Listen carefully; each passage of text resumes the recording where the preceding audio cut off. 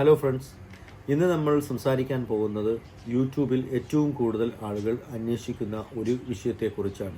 AI ഉപയോഗിച്ച് video ഉണ്ടാക്കിയാൽ YouTube ചാനലിന് മോണിറ്റൈസേഷൻ കിട്ടുമോ? ഇത് കേൾക്കുമ്പോൾ വളരെ ചെറിയൊരു ചോദ്യമായി തോന്നാം. പക്ഷേ ഇതിന് ഉത്തരം അറിയാതെ AI ഉപയോഗിച്ച് ദിവസവും ഒരുപാട് വീഡിയോകൾ നിർമ്മിക്കുന്നുണ്ട്. ഒരുപാട് ക്രിയേറ്റർമാരുണ്ട്. ചിലർക്ക് മോണിറ്റൈസേഷൻ കിട്ടുന്നുണ്ട്, മറ്റു ചിലർക്ക് മോണിറ്റൈസേഷൻ കിട്ടുന്നില്ല. ഇതിൻ്റെ കാരണം എന്താണ്, ഇതിൻ്റെ പ്രശ്നം എന്താണ് എന്നതിനെക്കുറിച്ചാണ് ഇപ്പോൾ നമ്മൾ ചിന്തിക്കാൻ പോകുന്നത്. അപ്പോൾ AI ഉപയോഗിക്കുന്നത് തെറ്റാണോ എന്ന് ചോദിച്ചാൽ തെറ്റല്ല. പിന്നെ യഥാർത്ഥത്തിൽ എന്താണ് പ്രശ്നം, അതാണ് നമ്മൾ വിശദമായി മനസ്സിലാക്കാൻ പോകുന്നത്. ആദ്യം തന്നെ ഒരു കാര്യം വളരെ വ്യക്തമായി പറയാം. AI ഉപയോഗിച്ച് യൂട്യൂബ് വീഡിയോ ഉണ്ടാകുന്നത് കൊണ്ട് മാത്രം നിങ്ങളുടെ ചാനലിന് മോണിറ്റൈസേഷൻ നഷ്ടപ്പെടുകയോ മോണിറ്റൈസേഷൻ ലഭിക്കാതിരിക്കുകയോ ചെയ്യണമെന്നില്ല. AI ഒരു ടൂളാണ്. നമ്മൾ ക്യാമറ ഉപയോഗിക്കുന്നത് പോലെ, എഡിറ്റിംഗ് സോഫ്റ്റ്വെയർ ഉപയോഗിക്കുന്നത് പോലെ, മൈക്രോഫോൺ ഉപയോഗിക്കുന്നത് പോലെ തന്നെ AIയും ഒരു ടൂള് മാത്രമാണ്. പക്ഷേ AI ടൂൾ ഉപയോഗിച്ച് എന്താണ് നിർമ്മിക്കുന്നത് എന്നാണ് ഏറ്റവും പ്രധാനപ്പെട്ട കാര്യം. ഉദാഹരണത്തിന്, നിങ്ങൾ ഒരു വീഡിയോ നിർമ്മിക്കുന്നു എന്ന് കരുതുക. ChatGPT ഉപയോഗിച്ച് ഒരു സ്ക്രിപ്റ്റ് ഉണ്ടാക്കുന്നു, AI വോയിസ് ഉണ്ടാക്കുന്നു, AI ഇമേജുകൾ ഉണ്ടാക്കുന്നു, AI വീഡിയോ ഉണ്ടാക്കുന്നു. ഇവയെല്ലാം ചേർത്ത് ഒരു വീഡിയോ നിർമ്മിക്കുന്നു. പക്ഷേ ആ വീഡിയോയിൽ നിങ്ങളുടെ സ്വന്തം ഭാവന എന്താണ് ഉള്ളത്, അല്ലെങ്കിൽ നിങ്ങളുടെ സ്വന്തം സംഭാവന എന്താണ് അതിനകത്തുള്ളത്, നിങ്ങളുടെ ആശയം എന്താണ്, നിങ്ങളുടെ അഭിപ്രായം എന്താണ്, നിങ്ങളുടെ അവതരണം ഇതിൽ എന്താണ്, പ്രേക്ഷകന് നിങ്ങൾ പുതിയതായി എന്താണ് നൽകുന്നത്. ഇവിടെയാണ് യാഥാർത്ഥ്യ വ്യത്യാസം വരുന്നത്. യൂട്യൂബിന് പ്രധാനമായും വേണ്ടത് ഒറിജിനൽ, ഓതന്റിക്, വാല്യുബിൾ കണ്ടന്റാണ്. അതായത് പ്രേക്ഷകൻ നിങ്ങളുടെ വീഡിയോ കണ്ടിട്ട് എന്തെങ്കിലും പുതിയതായി മനസ്സിലാക്കണം, അല്ലെങ്കിൽ എന്തെങ്കിലും അതിൽ നിന്ന് അനുഭവിക്കണം, അതുമല്ലെങ്കിൽ എന്തെങ്കിലും അതിൽ നിന്ന് പഠിക്കണം, അല്ലെങ്കിൽ ഒരു നല്ല കഥയോ ആശയമോ അതിൽ നിന്ന് ലഭിക്കണം. വെറും AI ഉപയോഗിച്ച് എന്നതുകൊണ്ട് മാത്രം ഒരു വീഡിയോ ഒറിജിനൽ ആകുന്നില്ല. അതുപോലെ AI ഉപയോഗിച്ച് എന്നതുകൊണ്ട് മാത്രം അത് റീയൂസ്ഡ് കണ്ടന്റും ആകുന്നില്ല. മനസ്സിലാക്കുന്നത് വളരെ പ്രധാനമാണ്. ഇനി നമുക്ക് റീയൂസ്ഡ് കണ്ടന്റ് എന്താണ് എന്ന് നോക്കാം. മറ്റൊരാളുടെ വീഡിയോ എടുത്ത് അതിന് മുകളിൽ AI വോയിസ് ഇട്ട് അതിന് മുകളിൽ കുറച്ച് സൂം ചെയ്ത് ബാക്ക്ഗ്രൗണ്ട് മ്യൂസിക് മാറ്റി അതിനുശേഷം സ്വന്തം വീഡിയോ ആയി അപ്ലോഡ് ചെയ്തു. അത് ഒറിജിനൽ കണ്ടന്റ് ആകുന്നില്ല. ഞാൻ പറയുന്നത് കറക്റ്റായിട്ട് മനസ്സിലാവുന്നുണ്ടല്ലോ? അല്ലെങ്കിൽ മറ്റൊരാളുടെ ഇൻസ്റ്റാഗ്രാം റീൽസ് എടുത്ത് അതിൽ കുറച്ച് ടെക്സ്റ്റ് ചേർത്ത് വീണ്ടും യൂട്യൂബിൽ അപ്ലോഡ് ചെയ്ത് ഇതും സുരക്ഷിതമായ വഴിയല്ല. കാരണം നിങ്ങൾ യഥാർത്ഥത്തിൽ പുതിയൊരു സൃഷ്ടി ഉണ്ടാക്കിയിട്ടില്ല. മറ്റൊരാളിലെ കോണ്ടന്റിന് ചെറിയ മാറ്റങ്ങൾ വരുത്തി വീണ്ടും ഉപയോഗിക്കുകയാണ് ചെയ്തത്.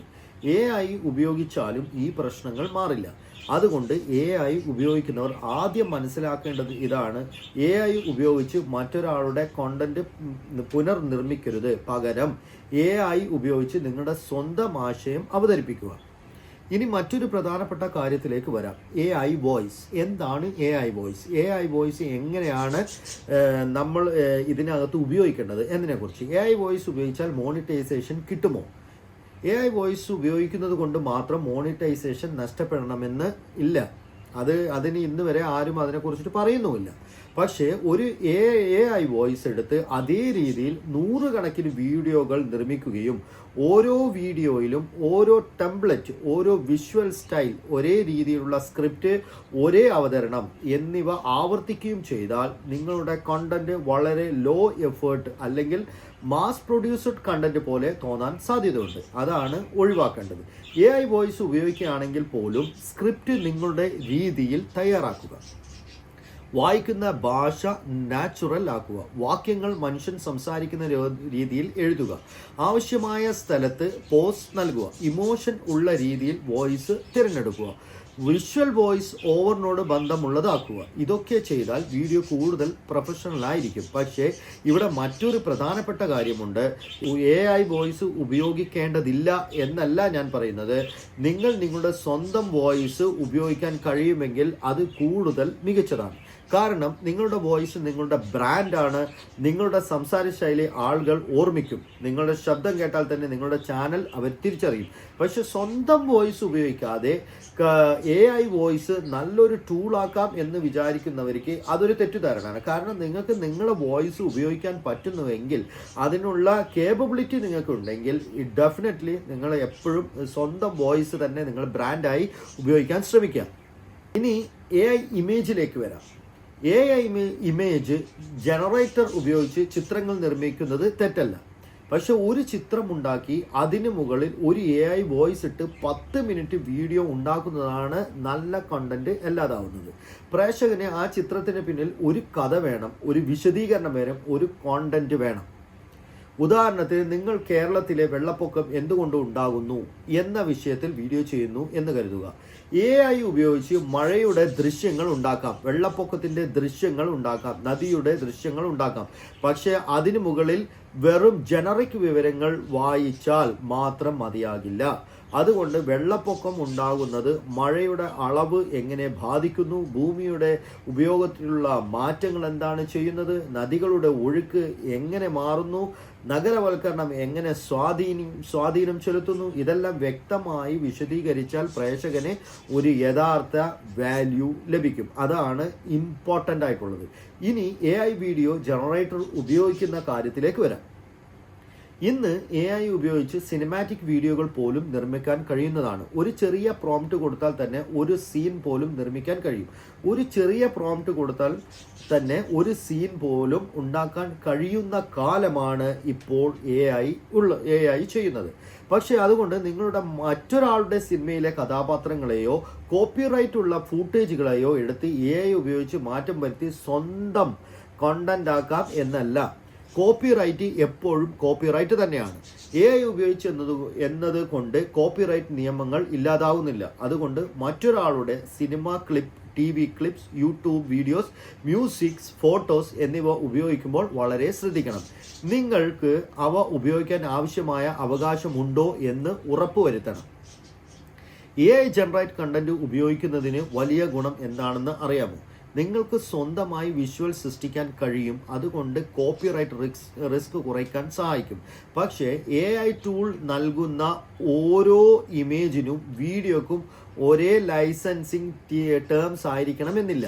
അതിനാൽ നിങ്ങൾ ഉപയോഗിക്കുന്ന AI ടൂളിനെ terms and condition, commercial usage right എന്നിവ മനസ്സിലാക്കുന്നത് വളരെ പ്രധാനമാണ്. ഇനി മോണിറ്റൈസേഷനിലേക്ക് നേരിട്ട് വരാം.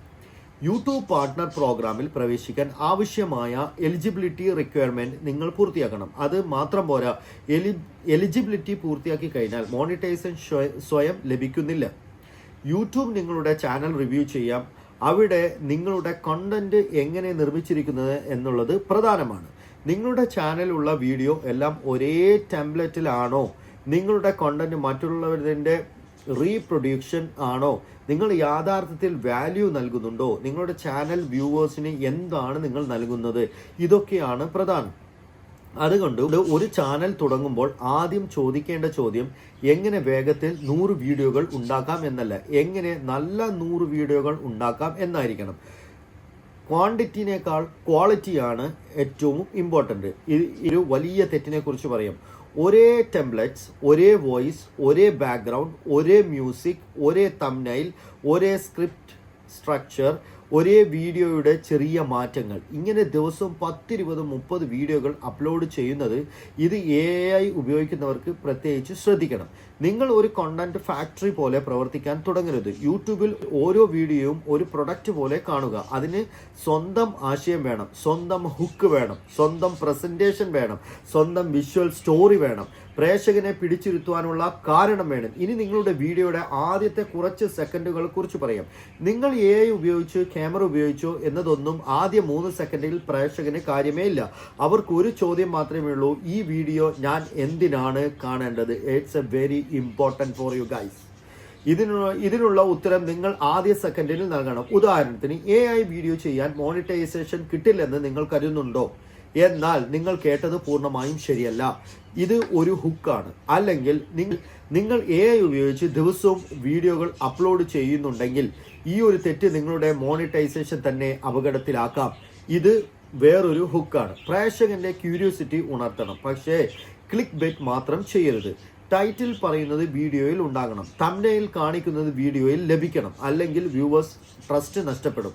ഇനി സ്ക്രിപ്റ്റിനെ കുറിച്ച് പറയാം. AI ഉപയോഗിച്ച് സ്ക്രിപ്റ്റ് ഉണ്ടാകുന്നതിന് ഒരു തെറ്റുമില്ല, പക്ഷേ ChatGPT നിങ്ങൾക്ക് തന്ന സ്ക്രിപ്റ്റ് അതേപടി കോപ്പി ചെയ്ത് വോയിസ് ജനറേറ്ററിൽ ഇടുന്നതാണ് പ്രശ്നം. AI എഴുതിയ സ്ക്രിപ്റ്റ് മനുഷ്യൻ സംസാരിക്കുന്നത് പോലെ എല്ലായ്പ്പോഴും തോന്നണമെന്നില്ല. അതിനാൽ സ്ക്രിപ്റ്റ് എഡിറ്റ് ചെയ്യണം, നിങ്ങളുടെ ഭാഷയിലോട്ടേക്ക് മാറ്റണം, നിങ്ങളുടെ ഓഡിയൻസ് മനസ്സിലാക്കുന്ന വാക്കുകൾ അതിൽ ഉപയോഗിക്കണം. ഉദാഹരണത്തിന്, നിങ്ങൾ മലയാളം ഓഡിയൻസിനെ ടാർഗറ്റ് ചെയ്യുന്നുണ്ടെങ്കിൽ വളരെ കൃത്യമായ ഭാഷ ഉപയോഗിക്കുക. നമ്മൾ സാധാരണ സംസാരിക്കുന്ന ഭാഷ ഉപയോഗിക്കുക. അപ്പോൾ വോയിസ് ഓവർ കൂടുതൽ നാച്ചുറൽ ആവും. ഇനി എഡിറ്റിങ്ങിനെ കുറിച്ച് പറയാം. AI വീഡിയോയുടെ വിജയത്തിൽ എഡിറ്റിങ്ങിന് വലിയ പങ്കുണ്ട്. ഒരു സീൻ 10 സെക്കൻഡ് വെച്ച് അതേപടി തുടരേണ്ട ആവശ്യമില്ല. വോയിസ് ഓവറിനനുസരിച്ച് വിഷ്വൽ മാറ്റുക. പ്രധാനപ്പെട്ട വാക്കുകൾ സ്ക്രീനിൽ ടെക്സ്റ്റായി ഉപയോഗിക്കുക. ആവശ്യമായിടത്ത് സൂം ചെയ്ത് കാണിക്കുക. ക്യാമറ മൂവ്മെന്റ് പോലുള്ള എഫക്റ്റ് ഉപയോഗിക്കുക. പക്ഷേ എഫക്റ്റ് മാത്രം നിറച്ച് വീഡിയോ മോശമാക്കരുത്. എഡിറ്റിങ്ങിന്റെ ലക്ഷ്യം വ്യൂവേഴ്സിനെ ഡിസ്ട്രാക്ട് ചെയ്യുക അല്ല, കണ്ടന്റ് മനസ്സിലാക്കാൻ സഹായിക്കുക എന്നതാണ്. ബാക്ക്ഗ്രൗണ്ട് മ്യൂസിക്കും ശ്രദ്ധിക്കണം. മ്യൂസിക് വോയിസ് ഓവറിനേക്കാൾ ഉയർന്ന ശബ്ദത്തിൽ വരുന്നത്. കോപ്പിറൈറ്റുള്ള മ്യൂസിക് ഉപയോഗിക്കാതിരിക്കുക. കൊമേഴ്ഷ്യൽ യൂസ് അനുവദിക്കുന്ന മ്യൂസിക് മാത്രം നിങ്ങൾ ഉപയോഗിക്കുക. ഇനി തംബ്നെയിൽ. AI വീഡിയോ ആണെങ്കിലും തംബ്നെയിൽ വളരെ പ്രധാനമാണ്. തംബ്നെയിൽ AIയുടെ മുഴുവൻ ശക്തി ഉപയോഗിച്ച് അൺറിയലിസ്റ്റിക് ചിത്രങ്ങൾ മാത്രം ഉപയോഗിക്കാൻ പാടില്ല. ഒരു നല്ല തംബ്നെയിലിന്റെ പ്രധാന ലക്ഷ്യം എന്താണ്? ഒരു സെക്കൻഡിനുള്ളിൽ വ്യൂവേഴ്സിന്റെ ശ്രദ്ധ പിടിച്ചെടുക്കുക.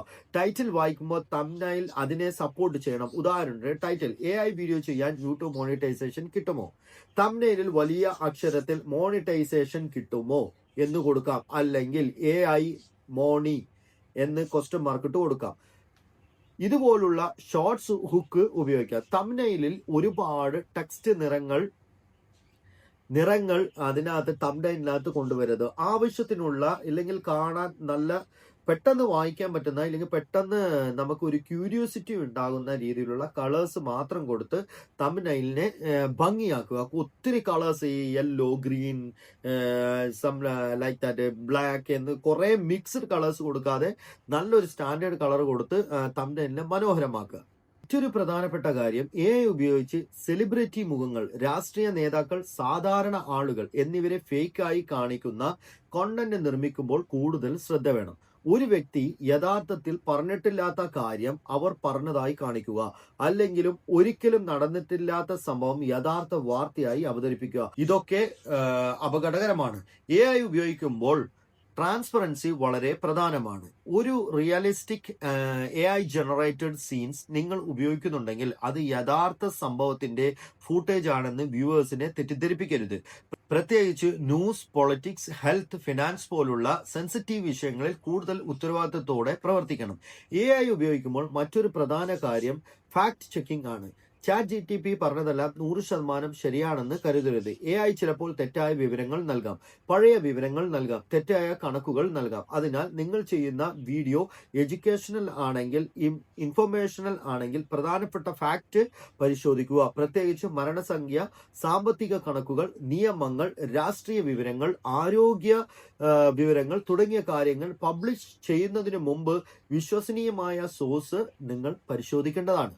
ഇനി ഒരു നല്ല AI യൂട്യൂബ് വർക്ക് ഫ്ലോ എങ്ങനെ ആയിരിക്കണം എന്ന് നോക്കാം. ആദ്യം ടോപ്പിക് തിരഞ്ഞെടുക്കുക. അടുത്തത് ഓഡിയൻസ് ആരാണെന്ന് തിരഞ്ഞെടുക്കുക. അതിനുശേഷം റിസർച്ച് ചെയ്യുക.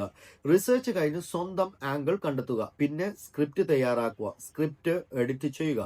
ശേഷം വോയിസ് ഓവർ റെക്കോർഡ് ചെയ്യുക, അല്ലെങ്കിൽ നല്ല AI വോയിസ് ഉപയോഗിച്ച് അതിനുശേഷം വിഷ്വൽ തയ്യാറാക്കുക. വിഷ്വൽ വോയിസ് ഓവറിനോട് മാച്ച് ചെയ്യുക. ശേഷം editing, caption, music, sound effect, അവസാനം തംബ്നെയിൽ, ടൈറ്റിൽ, ഡിസ്ക്രിപ്ഷൻ എന്നിവ തയ്യാറാക്കി അപ്ലോഡ് ചെയ്യുക. ഇതാണ് നല്ല വർക്ക് ഫ്ലോ. AI എല്ലാം ഒറ്റയ്ക്ക് ചെയ്യുന്നതല്ല. AI നിങ്ങളുടെ ജോലി വേഗത്തിലാക്കുകയാണ്. ഇത് രണ്ടും തമ്മിൽ വലിയ വ്യത്യാസമുണ്ട്. ഇനി ഒരു ഉദാഹരണം പറയാം. നിങ്ങൾ മോട്ടിവേഷൻ ചാനൽ നടത്തുന്നു എന്ന് കരുതുക. ജീവിതത്തിൽ പരാജയപ്പെട്ടാൽ എന്ത് ചെയ്യണം എന്നൊരു വീഡിയോ ചെയ്യുന്നു. AI ഉപയോഗിച്ച് സ്ക്രിപ്റ്റ് ഉണ്ടാക്കി, വോയിസ് ഉപയോഗിച്ചു, AI ജനറേറ്റ് സിനിമാറ്റിക് സീൻസ് ഉപയോഗിച്ചു. ഇതുവരെ പ്രശ്നമില്ല. ഞാൻ പറഞ്ഞത് മനസ്സിലായോ? അതായത് ഉദാഹരണം എന്ന് പറഞ്ഞു കഴിഞ്ഞാൽ നിങ്ങൾ മോട്ടിവേഷൻ ചാനൽ നടത്തുന്നു എന്ന് കരുതുക. ജീവിതത്തിൽ പരാജയപ്പെട്ടാൽ എന്ത് ചെയ്യണം എന്നൊരു വീഡിയോ കുറിച്ചാണ് ഇപ്പോൾ ഞാൻ അതിനെ കുറിച്ചിട്ടായിരിക്കും ഞാൻ സംസാരിക്കുന്നുണ്ടാകാം. പക്ഷേ അങ്ങനെയുള്ള കാര്യങ്ങൾ ഇതുവരെ അങ്ങനെയുള്ള കാര്യങ്ങളെ കുറിച്ചിട്ടൊന്നും ഒരു പ്രശ്നവുമില്ല. പക്ഷേ അതിൽ നിങ്ങൾ സ്വന്തം ആശയം ചേർത്താൽ, സ്വന്തം അനുഭവത്തിൽ നിന്നുള്ള ഒരു ചെറിയ കഥ ചേർത്താൽ, പ്രേക്ഷകർക്ക് റിലേറ്റ് ചെയ്യാൻ കഴിയുന്ന ഒരു സിറ്റുവേഷൻ ചേർത്താൽ, അവസാനം ഒരു പവർഫുൾ മെസ്സേജ് കൊടുത്താൽ, അപ്പോൾ വീഡിയോയ്ക്ക് കൂടുതൽ വ്യക്തിത്വം ലഭിക്കും. അതുകൊണ്ടാണ് ഞാൻ പറയുന്നത് AI ഉപയോഗിക്കൂ, പക്ഷെ നിങ്ങളുടെ ഐഡന്റിറ്റി നഷ്ടപ്പെടുത്തരുത്. നിങ്ങളുടെ ചാനലിൻ്റെ ശക്തി AI അല്ല, നിങ്ങളുടെ ഐഡിയ ആണ്, നിങ്ങളുടെ പ്രസൻറ്റേഷൻ ആണ്, നിങ്ങളുടെ ഓഡിയൻസ് ആണ്, നിങ്ങളുടെ ബ്രാൻഡാണ്, നിങ്ങളുടെ ചാനലാണ്. എല്ലാം